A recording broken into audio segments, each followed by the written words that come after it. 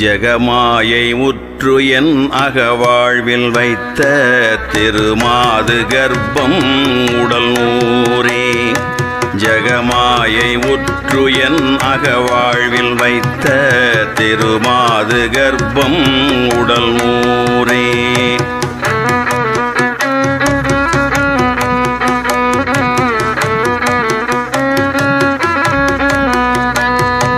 ஜெகமாயை உற்று என் அகவாழ்வில் வைத்த திருமாது கர்ப்பம் உடல் ஊரே.